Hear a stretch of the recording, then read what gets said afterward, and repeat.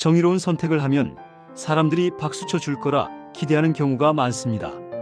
직장에서 부당한 일을 보고 목소리를 냈는데 동료들이 외면합니다. 옳은 말을 했는데 공기 파악 못한다는 소리를 듣습니다. 친구들 사이에서 잘못된 걸 지적했는데 내가 왜 나서냐는 말을 듣습니다. 가족 모임에서 불편한 진실을 말했는데 분위기 깨는 사람이 됩니다. 영화 속에서는 정의로운 사람이 결국 승리하고 모두가 박수를 보냅니다. 하지만 현실은 다릅니다. 오늘은 원칙과 소신으로 평생을 살았던 노무현 대통령의 말을 통해 정의로운 선택이 왜 외로울 수밖에 없는지, 그리고 그 외로움이 어떤 의미인지 함께 생각해 보겠습니다. 노무현 대통령은 말합니다. 하지만 현실은 다릅니다. 정의로운 선택은 대개 혼자 남는 일입니다. 왜 우리는 정의로운 선택을 하면 박수를 받을 거라고 기대할까요? 어릴 때부터 우리는 그렇게 배웠기 때문입니다. 동화책에서, 만화에서, 드라마에서 정의로운 주인공은 결국 승리하고 모두의 지지를 받습니다. 슈퍼맨이 악당을 물리치면 시민들이 환호합니다. 영화 속 변호사가 진실을 밝히면 법정이 감동합니다. 드라마 주인공이 부정부패를 고발하면 동료들이 함께 일어섭니다. 하지만 현실은 어떤가요? 직장에서의 현실을 봅시다. 회의 시간에 명백히 잘못된 결정이 내려지려 합니다. 당신은 용기를 내서 말합니다. 이건 문제가 있습니다. 다시 검토해야 합니다. 어떻게 될까요? 상사는 불편한 표정을 짓습니다. 동료들은 눈을 피합니다. 회의 후 선배가 조용히 말합니다. 왜 굳이 그런 말을 해서 분위기를 그렇게 만들어? 너만 손해야. 다음 회의부터 당신의 의견은 무시됩니다. 중요한 프로젝트에서 제외됩니다. 점심 약속에서도 빠집니다. 학교에서의 현실도 마찬가지입니다. 반에서 왕따가 일어나고 있습니다. 당신은 그것이 잘못됐다고 말합니다. 왕따당하는 아이와 함께 밥을 먹습니다. 결과는 이제 당신도 이상한 애가 됩니다. 친구들이 하나둘 떨어져 나갑니다. 단체 채팅방에서 당신이 빠집니다. 가족 안에서도 그렇습니다. 명절 자리에서 누군가 성차별적 발언을 합니다. 당신은 조용히 말합니다. 그런 말씀은 좀 어떻게 될까요? 요즘 애들은 왜 이렇게 예민해? 재미도 없어. 가족끼리 편하게 있는데 왜 그래? 다음 모임부터 당신은 불편한 사람이 됩니다. 노무현 대통령은 계속해서 말합니다. 손해를 보기도 하고 괜히 나섰다는 말도 듣습니다. 왜 굳이 그랬냐고 묻지요? 왜 정의로운 선택은 외로울까요? 왜 박수 대신 비난을 받을까요? 첫째, 정의로운 선택은 기득권을 건드리기 때문입니다. 부당한 것이 오래 지속됐다는 것은 그것으로 이득을 보는 사람들이 있다는 뜻입니다. 잘못된 시스템을 지적하면 그 시스템의 수혜자들이 불편해집니다. 그들은 변화를 원하지 않습니다. 당신을 분란을 일으키는 사람으로 몰아갑니다. 둘째, 대부분의 사람들은 안전을 선택하기 때문입니다. 사람들은 알고 있습니다. 이게 잘못됐다는 걸. 하지만 말하지 않습니다. 왜냐하면 말했다가 자신이 손해볼까봐 두렵기 때문입니다. 그런 상황에서 당신이 목소리를 내면 어떻게 될까요? 사람들은 당신을 응원하기보다 저 사람 왜 저래? 괜히 나섰다가 손해보겠네라고 생각합니다. 더 나아가 당신을 멀리합니다. 당신과 가까이 있으면 자신도 위험해질까봐, 같은 편으로 보일까봐 두려워서입니다. 셋째, 정의로운 선택은 편하지 않기 때문입니다. 침묵하고 모른 척하고 흘러가는 대로 두는 것이 훨씬 편합니다. 생각하지 않아도 되고 부딪히지 않아도 되고 미움받지 않아도 됩니다. 반면 정의로운 선택은 불편합니다. 고민해야 하고 부딪혀야 하고 때로는 싸워야 합니다. 사람들은 불편함을 싫어합니다. 그래서 불편함을 만드는 당신을 싫어하게 됩니다. 노무현 대통령도 평생 이런 외로움을 경험했습니다. 부산에서 인권 변호사로 활동할 때 동료 변호사들은 돈이 안 되는 일만 한다고 했습니다. 정치인이 되어 권력의 부정부패를 비판할 때 왜 굳이 그렇게까지 하냐? 적절히 타협하면서 가면 안 되냐는 말을 들었습니다. 대통령이 되어서도 마찬가지였습니다. 검찰개혁, 언론개혁, 과거사 청산. 옳은 일을 하려 할 때마다 엄청난 저항에 부딪혔습니다. 그렇다면 이런 질문이 생깁니다. 이렇게 외롭다면 혹시 내가 틀린 건 아닐까? 다들 반대한다면 내가 잘못 생각하는 건 아닐까? 노무현 대통령은 이렇게 답합니다. 그러나 다수가 옳을 때만 정의가 있다면 용기는 필요 없을 겁니다. 강렬한 문장입니다. 천천히 음미해 봅시다. 만약 다수가 찬성하는 것이 항상 정의라면 용기가 필요 없습니다. 다수를 따라가기만 하면 되니까요.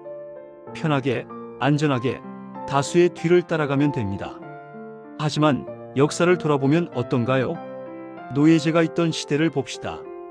당시 대부분의 사람들은 노예제를 당연하게 여겼습니다. 원래 그런 거야. 역사적으로 늘 그래왔어. 경제적으로 필요해. 노예제를 반대한 사람들은 소수였습니다. 비현실적이라는 비난을 받았고 경제를 망친다는 공격을 받았습니다. 하지만 그들이 옳았습니다. 다수가 아니었지만 정의로웠습니다. 여성 참정권도 마찬가지입니다. 100년 전만 해도 여성이 투표를 한다고 라는 것이 다수의 생각이었습니다. 심지어 많은 여성들조차 그건 남자들이 할 일이라고 생각했습니다. 여성 참정권을 주장한 사람들은 비난받았습니다. 분수를 모른다. 전통을 파괴한다. 사회 질서를 어지럽힌다. 하지만 그들이 옳았습니다. 한국의 민주화 운동도 그랬습니다. 1970, 80년대 독재 정권 시절 민주화를 요구한 사람들은 소수였습니다. 많은 국민들은 경제 발전이 우선이야, 안보가 중요해, 정치적 안정이 필요해라고 생각했습니다. 민주화 운동가들은 빨갱이, 사회 불안 조장자, 현실을 모르는 사람들이라는 낙인을 받았습니다. 하지만 그들이 옳았습니다. 그들의 희생이 있었기에 지금 우리가 민주주의를 누리고 있습니다. 역사는 증명합니다. 다수가 항상 옳은 것은 아니라는 것을. 때로는 소수가, 외로운 목소리가, 비난받는 선택이 정의일 수 있다는 것을. 노무현 대통령은 외로움의 의미를 이렇게 재해석합니다.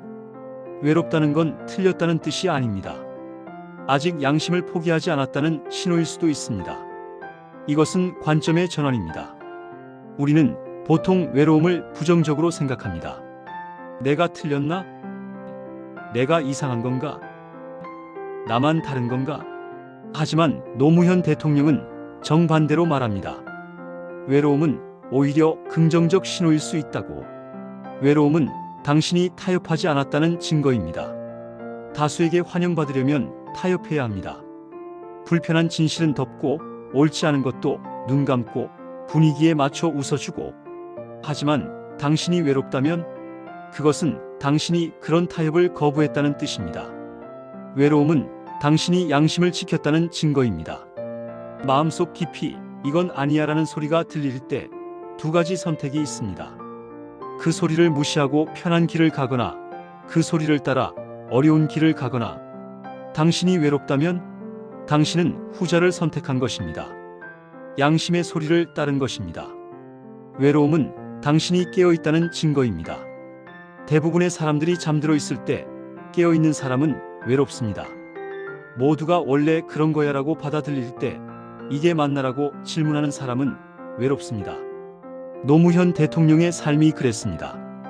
변호사 시절 돈이 되는 사건보다 인권을 선택했을 때 외로웠습니다. 정치인 시절 권력의 유혹보다 원칙을 선택했을 때 외로웠습니다. 대통령 시절 인기보다 개혁을 선택했을 때 외로웠습니다. 하지만 그는 그 외로움을 견뎠습니다. 왜냐하면 그 외로움이 자신이 옳은 길을 가고 있다는 증거라는 것을 알았기 때문입니다. 노무현 대통령의 마지막 메시지입니다.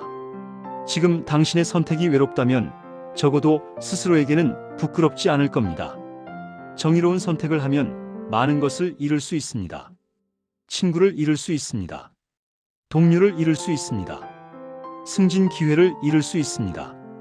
편안한 관계를 잃을 수 있습니다. 하지만 한 가지는 잃지 않습니다. 자기 자신에 대한 존중입니다. 밤에 잠들기 전 거울을 볼 때, 자기 자신과 마주할 때 부끄럽지 않습니다. 나는 옳은 일을 했어.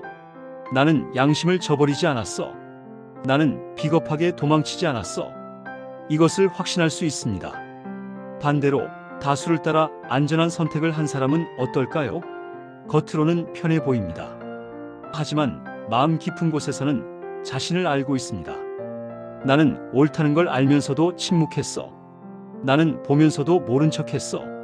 나는 용기가 없어서 도망쳤어. 밤에 혼자 있을 때 이런 생각이 찾아옵니다. 그것이 훨씬 더 외롭습니다. 정의로운 선택을 하면 사람들이 박수쳐 줄 거라 기대하는 경우가 많습니다. 하지만 노무현 대통령은 우리에게 현실을 말해줍니다. 정의로운 선택은 외롭다고, 손해를 보고 비난을 받고 혼자 남는다고. 그렇다면 우리는 왜 정의로운 선택을 해야 할까요? 답은 간단합니다. 우리가 우리 자신과 함께 살아야 하기 때문입니다. 다른 사람들은 당신을 떠날 수 있습니다. 하지만 당신 자신은 평생 당신과 함께입니다. 그래서 가장 중요한 것은 타인의 박수가 아니라 자기 자신 앞에서 떳떳한 것입니다. 지금 당신이 어떤 선택 앞에 서 있다면 스스로에게 물어보세요. 이 선택이 외로워도 나는 나 자신에게 떳떳할 수 있을까? 만약 그렇다면 용기를 내세요. 외로움을 두려워하지 마세요. 노무현 대통령이 말했듯이 외롭다는 것은 틀렸다는 뜻이 아닙니다. 아직 양심을 포기하지 않았다는 신호입니다. 그리고 언젠가는 그 외로운 선택이 옳았다는 것이 증명될 것입니다. 역사가 그것을 보여줍니다. 지금은 외로워도 괜찮습니다. 적어도 스스로에게는 부끄럽지 않으니까요. 여러분은 지금 어떤 선택 앞에 서 있습니까? 댓글로 이야기를 나눠주세요.